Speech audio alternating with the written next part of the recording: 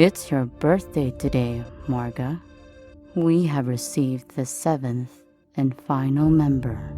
And with that, I bid you farewell, Marga. Marga stopped breathing and eventually died on the spot.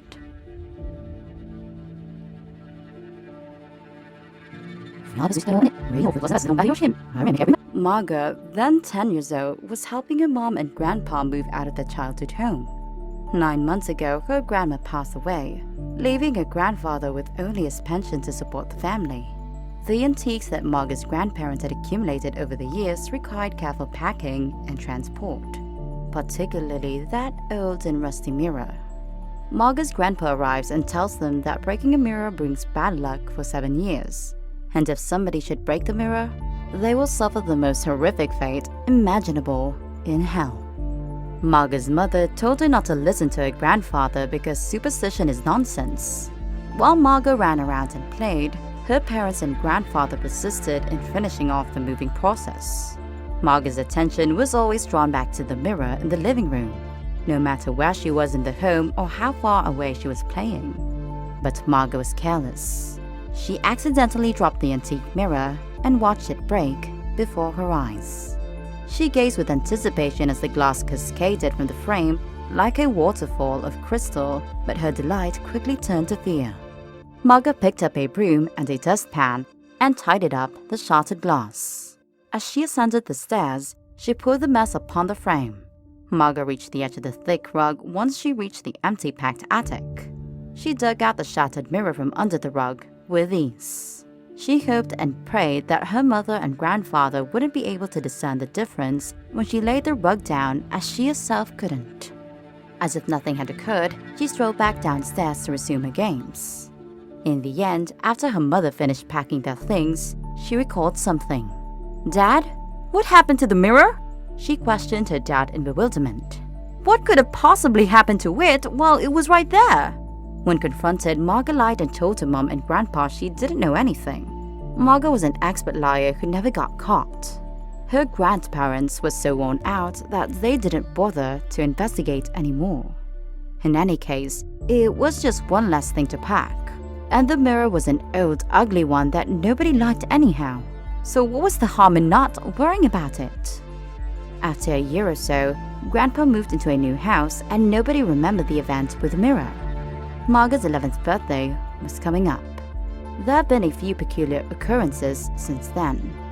Marga's dog died, as well as all her succeeding pets.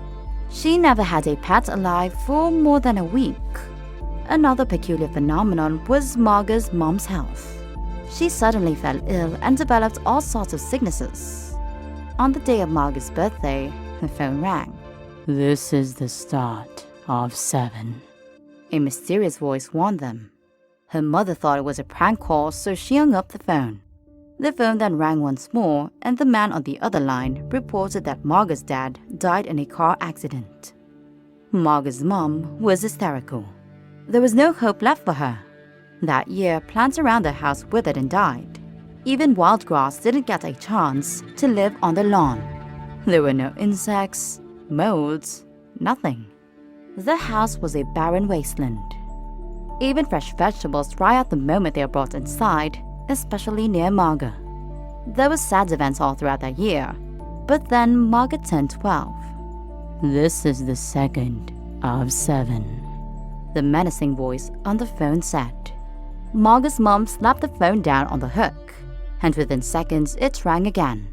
John, Marga's uncle, was a soldier, and he had been killed in action. The next year had a series of even more tragic events. Cancer had spread to Marga's older sister. A drive-by gunshot killed Marga's pregnant cousin and her unborn child. When Marga turned 13, she heard a foreboding voice say, "The bear number comes in 3 out of a possible 7. The phone then rang once more. Every year on Marga's birthday, she would receive a call announcing deaths in the family. Marga had already lost her whole family by the time she reached 16. Her entire family had been cut down by unexplained deaths: her grandmother, grandpa, aunt, sister, cousin, and mother. Now Marga had lost her parents and was living in a foster home where she was emotionally disturbed. On her 17th birthday, Marga's eyes fluttered open uncomfortably in her bed, and she heard a raspy, ominous voice blow around her as if it traveled in the air in her bedroom, saying, "It's your birthday today, Marga. We have received the 7th and final member. And with that, I bid you farewell, Marga." Marga stopped breathing and eventually died on the spot. Nobody can explain her cause of death, not even the doctors. Marga suffered terrible losses in life as she watched her whole family die before her. Thinking about it, was it the broken mirror's curse that made Marga's life a living hell? That we are not entirely sure. The deaths are unexplainable and so peculiar, you would think otherwise. So next time you break a mirror, make sure you have more than 7 souls before you in order to survive.